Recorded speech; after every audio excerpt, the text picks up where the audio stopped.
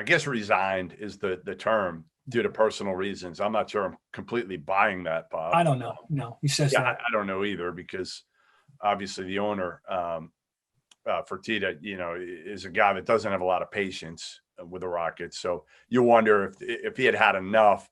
Although you got to give Morrie credit, like 8 straight years in the playoffs.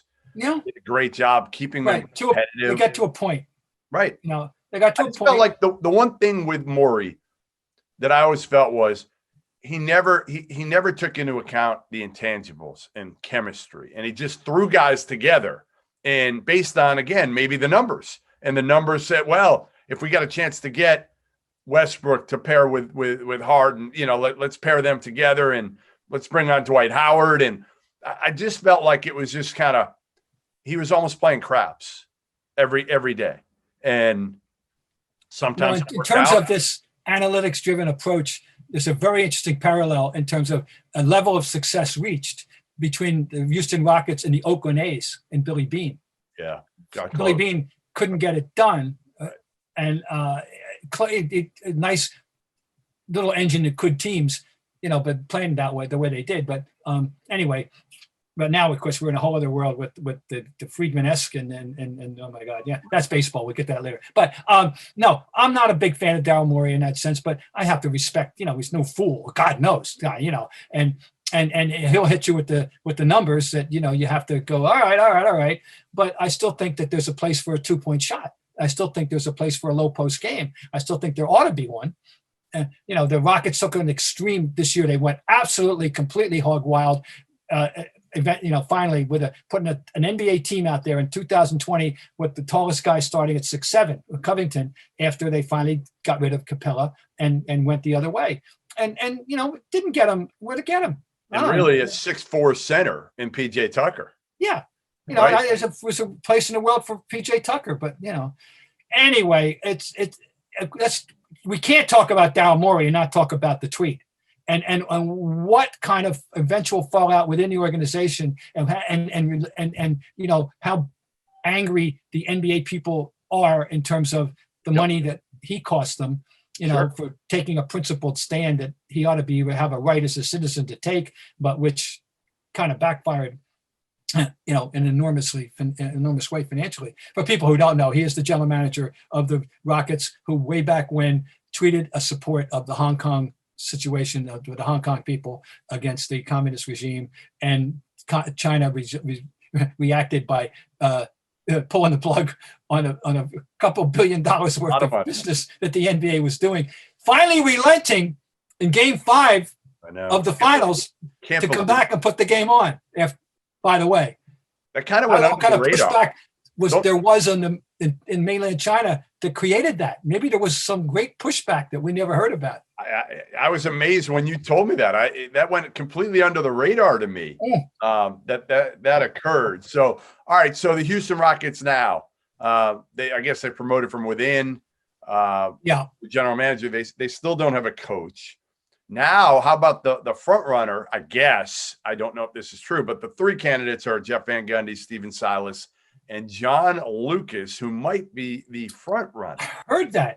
Well, first, that I would, I have to give you the last interaction I had with John Lucas. You'll love this story. Go ahead. Give me your thoughts on John Lucas first. I want him to, and I want the end of the story for his incredible saga, drug-battled saga, to end on a positive note, because he's a bright guy, and I think he's essentially a good person who obviously had a system that really had a problem staying away from the drugs. Okay, I use him as exhibit A of how powerful it must be to have an addiction, that the career that he basically shit canned, because of his addiction.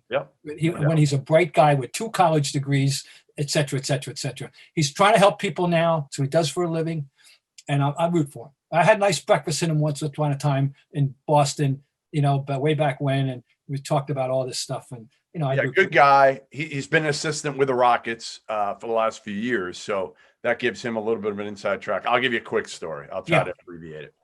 So I'm at it's called the NBA Players Camp 2 years ago, not this past June, obviously, because it didn't take place, but the previous June, it's in Charlottesville, Virginia. It's the first year, it's all the top 100 high school players. First year I had gone to it. And I went to it because college coaches were allowed and NBA personnel was allowed as well. So I get there, and all these events now, guys charge for the books and the information about the kids. And all it is like rosters and where they go to school. And it's a bunch of nothing, maybe phone numbers. They charge like $425 to each school. So Virginia had bought 4 of them. So they spent, do the math, $1,700 on 4 of these books. You needed to buy one for each coach, I believe, that was there. So I'm there. Coaches are complaining about it. I had to buy 3 books, blah, blah, blah, blah, blah. I spent, $1,200, and I made it out to John Lucas Enterprises. And I'm like, huh? Why would you make it out to John Lucas Enterprises? Well, John Lucas was running the camp. Okay. But again, it's an NBA player camp sponsored by the NBA. So I tweeted something out there. I said, coaches are complaining. This is quite a racket. I said, quite a racket for John Lucas. Ooh. I said, there's 300 coaches here. Do the math times $400. John Lucas is rolling in it.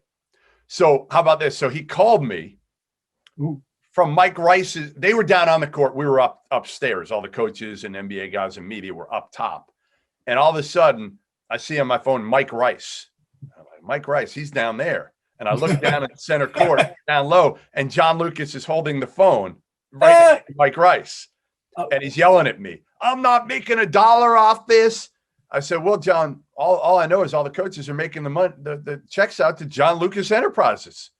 He said, well, I'm not change that tweet. So I changed it to something like, John Lucas told me he's not making any money off this. Still a hell of a racket for whoever's getting paid. So that was my last John Lucas. Actually, I might have seen him since briefly. So did you get any further info? I tried to reach out to the NBA Players Association to find out who the hell was getting paid off that thing. Yeah, that's listen. All I know is if the checks are made out to John, my guess, and I don't have proof of this, my guess is, Bob, this was the first year again that happened. The NBA had no idea how much money was at stake that could be made off these books. So my guess is John Lucas never had to tell the NBA. They never would have known. And he gets that money. And it's, again, do the math, right? You're talking $400 times 300 coaches. That's good. Amount. That's I'd like 120 grand. I'd take it. I'd take that.